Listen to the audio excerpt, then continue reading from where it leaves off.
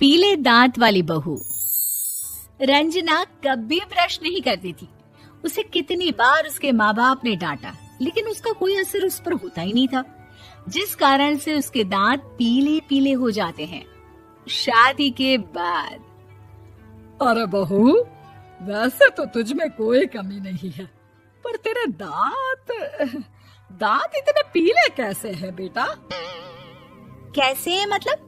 कोई सर्जरी थोड़ी ना कराई है। वो तो क्या नाम, मैं ब्रश नहीं करती थी तो पीले हो गए। अब क्या करूं? आप कहें तो लाल करवा लूं या फिर काले? यार ये क्या है, क्यों माँ से लड़ रही हो? लड़ रही हूँ?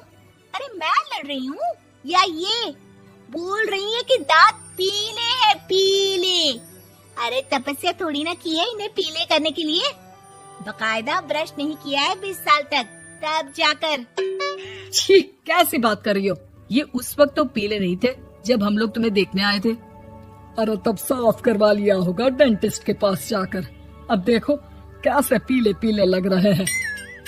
रंजना सास की तरफ गुस्से से देखती है।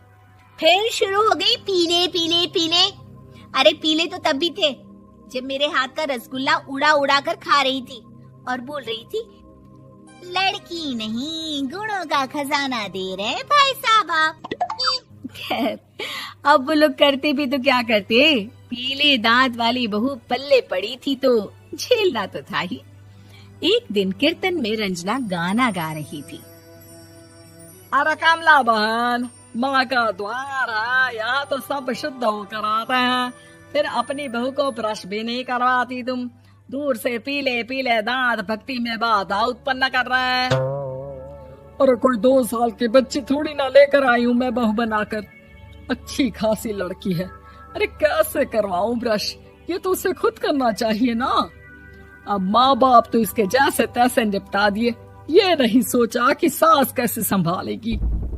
सास बहू को लेकर घर आ जाती है, लेकिन सोच लेती है कि अब इसे लेकर कहीं नहीं जाएगी। अगले रोज बहू कहती है, अरे क्या हो गया, मंदिर नहीं जाना क्या? कीर्तन का वक्त हो रहा है। मेरी मधुर वाणी से कान्हा जी जागते हैं और सोते हैं।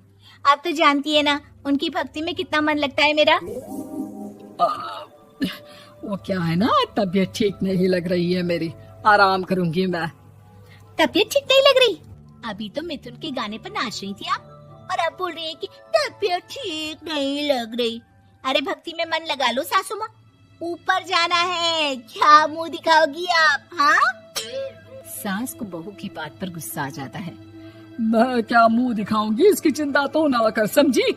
अपने मुंह की चिंता कर, जो ये पीले पीले दांत लेकर हर जगह पहुंच जाती है। पता है लोग कितना मजाक बनाते हैं। ना जी ना, मैं नहीं जाना कहीं तेरे साथ। तो ये बात है, कोई ना, मत जाओ, मैं अपने कमरे में ही बैठकर भक्ति कर लूंगी। ऊपर वाला दांत थोड़ी ना देखता है, मन देखता है, भावना देखता है। और अरे बस बस, तू सब कुछ दिखा, बस ये सफेद चमकदार दांत ना दिखाना किसी को, है? जा यहाँ से। बहू को सास की बात का कोई फर्क नहीं पड़ता, वो तो जैसी थी वैसी ही रह जाती है। सुबह नहाकर किचन में खाना बनाना, फिर खाना खाना, कीर्तन भजन करना और सो जाना। एक दिन, माँ जी मैं सहेली के घर जा रही हूँ, शाम को लेट आऊंगी। हाँ हाँ तो जाना, मैंने कौन सा तेरी आरती करनी है घर पर बैठकर।